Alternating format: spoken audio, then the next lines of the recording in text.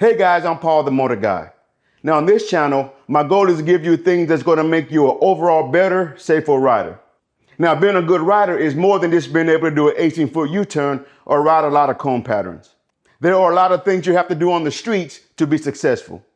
Now my goal is to ride my motorcycles until I decide to hang up the keys, instead of being forced to hang them up due to a crash that I may have been able to avoid. And I want the same thing for you.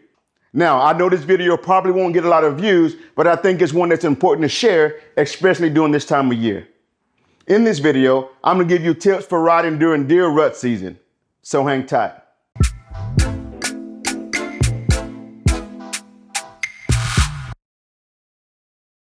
So it's that time of year when deer are very active due to what's called the rut season, which is the annual mating season for deer.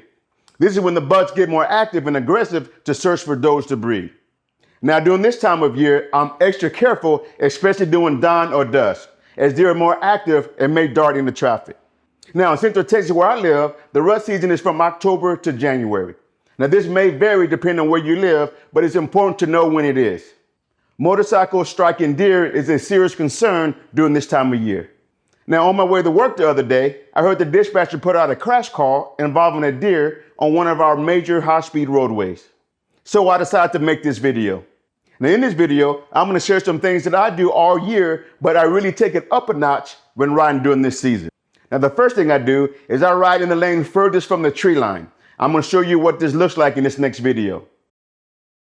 In this video, I'm riding on a 4-lane roadway, 2 lanes in each direction, with the tree line on the right. In this situation, I will ride in the lane furthest from the tree line, in the left rear track, which gives me a buffer to see and react if needed. Now this also applies in a situation where there's a grassy median with tall grass. I will ride in the lane furthest from the median, again to give myself a buffer to react. Now in the next video, I'm going to be riding on 2-lane roadway with 1 lane in each direction with the tree line on the right.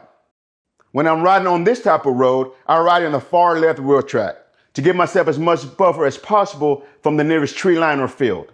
As vehicles approach in the opposite direction, I will momentarily move over to the right rear track until the vehicle passes, and I will move back into the left rear track. The reason I move over as vehicles are approaching is because they become the greater hazard at that moment. Now, as I'm riding, I am constantly scanning hazard areas looking for movements. And at night, I look for eyes that are glowing due to being hit by headlights. I also look for vehicles that are swerving, which might indicate a deer in the road. Now, it's also important to note that I'm not just looking for deer running across the roadway, but I'm also looking for dead deer on the road.